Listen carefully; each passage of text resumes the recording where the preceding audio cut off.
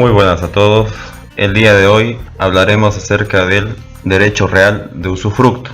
Recuerden que también estamos en la plataforma SoundCloud bajo el nombre de Alejandro Cardona Herrera, si es que quieren escucharnos por esa vía. Como concepto diremos que el usufructo es un derecho real de usar y gozar de una cosa cuya propiedad pertenece a otro, con tal que no se altere su substancia o su destino económico. Las principales características que reúne este derecho real son: primero, que el usufructo es un derecho real de uso y de goce, que quiere decir que a diferencia de la hipoteca, la anticresis o la prenda, el usufructo no es un derecho real que sirva para garantizar una obligación principal o, para ser más precisos, un derecho de crédito. Como ya apuntábamos en cuanto al concepto, el usufructo es un derecho real que siempre se constituye sobre cosa ajena. En ese sentido, no es posible entender que el usufructo pueda constituirse sobre cosa propia, en el sentido que el propietario ejerce por su sola condición todos los derechos que se derivan del dominio. El usufructo permite al usufructuario el goce de los frutos de la cosa. Es algo esencial de este derecho real, en el sentido que del mismo nombre usufructo se deriva el derecho al uso y al disfrute. El disfrute hace referencia tanto a los frutos naturales como a los frutos civiles.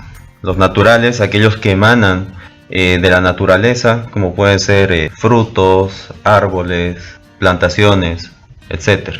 Cuando hablamos de los frutos civiles, son aquellos que se derivan de la naturaleza económica del bien y que tienen también una trascendencia jurídica, como puede ser el arrendamiento, como puede ser la anticresis o cualquier otro, o los intereses o cualquier otro elemento económico que emane del bien. Por el usufructo, el usufructuario no puede alterar la sustancia de la cosa. Esto es lo que a partir del derecho romano se ha conocido como el principio salva rerum substantia. ¿Qué quiere decir esto? Que no se puede alterar el destino económico para el cual ha sido constituido el usufructo. Por ejemplo, si es constituido para vivienda, no podría ser ejercido de una forma diferente. Si es constituido para realizar sobre el bien objeto de usufructo una industria, no podrá ser destinado para un uso diferente. Ello implica que también el usufructo no permite al usufructuario el alterar el estado de las cosas o de los bienes. Por lo tanto, esto nos lleva a que el usufructuario no puede destruir el bien y que además tiene la obligación de salvaguardarlo y de no destruirlo. El usufructo es temporal. No se puede concebir un usufructo que dure para siempre. Asimismo, no se puede concebir que el usufructo se herede, porque se estaría alterando la naturaleza de este derecho real. Si se constituye a favor de una persona natural, el usufructo puede durar máximo toda la vida del usufructuario. En caso que este usufructo se constituya a favor de personas jurídicas, la ley boliviana establece que no puede superar los 30 años. Ahora también es cierto que el usufructo se puede constituir por un tiempo menor, siempre por acuerdo de las partes, ya sea los 30 años en el caso de las personas jurídicas o ya sea por un plazo inferior a que previsiblemente será la vida del usufructuario. El usufructo también es divisible. Esto quiere decir que se puede constituir a favor de una persona o de varias personas, quienes pasarían a ser co-usufructuarios. En cuanto a las modalidades del usufructo, existen las siguientes. El usufructo se puede constituir por voluntad, puede constituirse por la ley y también puede constituirse por prescripción o, como el Código Civil boliviano lo llama, por usucapión, siempre en los mismos términos del usucapión para adquirir la propiedad. Cuando el usufructo se constituye por voluntad, puede darse el siguiente caso: que el propietario ceda el bien en usufructo y se reserve la nuda propiedad. Por otro lado, que el propietario ceda la nuda propiedad y con esto deja de ser propietario y se reserve el usufructo de por vida. Dentro de la voluntad también se contempla el legado de usufructo, o lo que se puede entender como el usufructo por testamento. Y es que claramente el artículo 1205 del Código Civil establece: el legado de derechos como el usufructo, uso, habitación o servidumbre durará mientras la vida del legatario, a no ser que el legante hubiese establecido un término menor.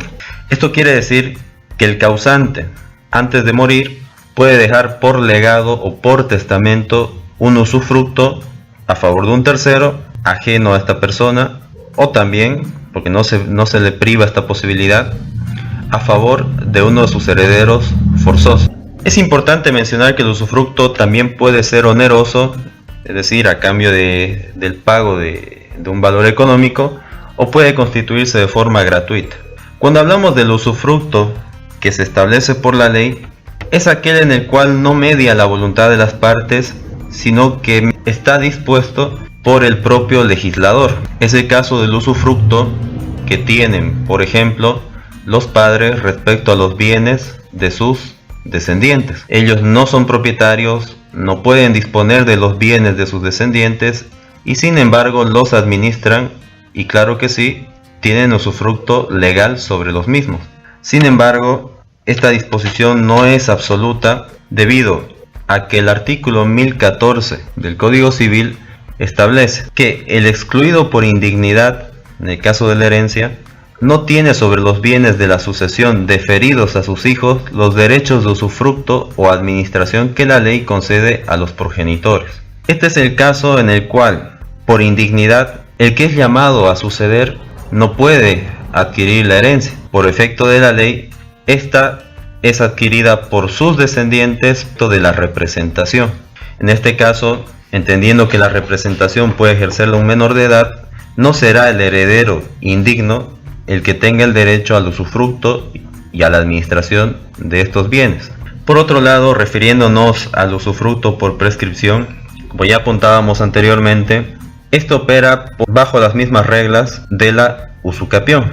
Por lo tanto, también implicará la existencia de una posesión pública, pacífica y continua, sin excluir además la buena fe.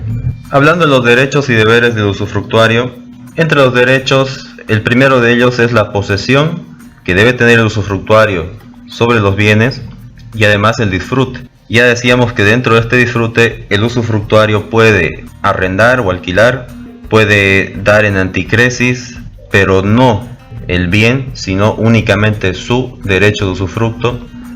Y claro que sí, servirse de todos los frutos naturales y civiles del bien objeto de este derecho real. Tiene derecho a reconocimiento de las mejoras útiles. Las mejoras útiles son aquellas inherentes a la conservación del bien, pero no tendrá derecho a las mejoras que sean suntuosas, es decir, aquellas que sean puro lujo o que no sean necesarias para la conservación del bien. En este sentido, el propio Código Civil le faculta al usufructuario que, terminado su usufructo, pueda retirar estas cosas, o en su caso, dejarlas y pedir la correspondiente compensación o reconocimiento. Dentro de sus derechos, al ser un derecho real, puede defender su usufructo mediante todas las acciones posesorias que le concede el Código Civil y procedimentalmente el Código Procesal Civil. Por lo tanto, podrá defender su derecho de usufructo inclusive frente a aquel que tiene la nuda propiedad. Dentro de las obligaciones, el usufructuario debe realizar el inventario antes de ingresar al bien objeto del usufructo y constituir garantía suficiente, salvo, claro está, que exista una dispensa por medio del mismo contrato de usufructo. La dispensa tiene como efecto que el usufructuario no tendrá necesidad de realizar el inventario ni de constituir garantía. Sin embargo, el propio Código Civil establece que cuando el usufructo sea constituido a favor del donante o del que vende la nuda propiedad, este no tendrá la obligación de realizar este inventario ni tampoco constituir la correspondiente garantía. Otra obligación que tiene el usufructuario es la de restituir la cosa en el mismo estado en que fue entregada. Concluido el usufructo, no tendrá derecho alguno sobre estos bienes y por lo tanto tendrá que restituirlos. De aquí también se emana la obligación que tiene de conservar la cosa en cuanto al destino económico para el que ella fue destinada. Es una expresión del anteriormente mencionado principio salva rerum substante y tiene la obligación al pago de los impuestos y las cargas del bien durante el tiempo que dure su usufructo. En cuanto a los derechos y deberes del propietario, el propietario tiene primeramente el derecho a disponer del bien usufructuado, debido a que él mantiene la nuda propiedad. Él puede disponer del bien, en todo caso él puede enajenarlo, pero esto no va a afectar en forma alguna al derecho del usufructuario. Por lo tanto, aquel que adquiera el bien usufructuado también lo va a adquirir con el usufructo. En cuanto a los deberes, él deberá permitir al usufructuario el uso y goce de la cosa, pero no tendrá la obligación de hacerle poseer la cosa, porque esta es, por ejemplo, una obligación propia del contrato de arrendamiento.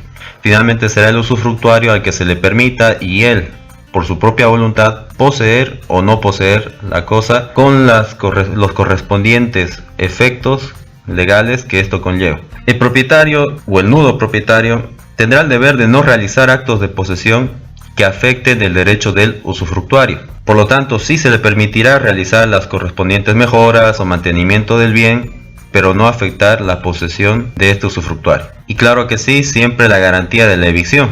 Esta garantía implica que él será responsable en caso que el usufructuario pierda el bien cuando un tercero alegue tener un derecho sobre este. Ahora, en cuanto a las causas de extinción del usufructo, podemos mencionar la siguiente. La nulidad del contrato de usufructo. Si el contrato es acusado de nulidad por cualquiera de los motivos que señala la ley, por ejemplo, que se hayan falsificado las firmas, esto traerá como consecuencia también la extinción del usufructo que es objeto de dicho contrato. Cuando hay revocación del usufructo por efecto del testamento, entendiendo que el usufructo puede ser realizado mediante legado, si este es revocado, también lo será el usufructo. Si se resuelve o se extingue el derecho del nudo propietario o constituyente del usufructo, también traerá como consecuencia la extinción del usufructo. Con la muerte del usufructuario, entendiendo que puede durar durante la vida de este, una vez que este fallece, también el usufructo será extinguido. Y también si hablamos de un usufructo sujeto a un plazo específico, una vez vencido el plazo, el usufructo no tendrá más vigencia. Por falta de uso, la ley establece que el usufructo que no es utilizado durante el plazo de 5 años tendrá como efecto su extinción. Esto no debe confundirse con la prescripción extintiva, debido a que la prescripción recae sobre la acción. En cambio, el usufructo como tal implica el derecho y no la acción. La consolidación. El usufructo se extingue por consolidación cuando el usufructuario adquiere la nuda propiedad y con ello consolida el dominio absoluto, puesto que no es concebible que un propietario sea a la vez usufructuario. También se extingue por cesión. El usufructo puede ser cedido por el usufructuario a un tercero, siempre durante el tiempo que dure su usufructo. Con ello, el usufructuario pasará a ser el cesionario, perdiendo el usufructuario cedente el derecho de usufructo. También se extingue por renuncia del usufructuario. El usufructuario, entendiendo que tiene un derecho, tendrá también la facultad de renunciar al mismo. Y por pérdida o deterioro de la cosa. Es el caso en el que se constituye un usufructo sobre un bien inmueble y este, por una causa natural, desaparece totalmente. Sin embargo, algunos autores plantean que el usufructo podría mantenerse sobre el valor del bien y ya no sobre el bien como tal. Esto ha sido el usufructo. Muchas gracias.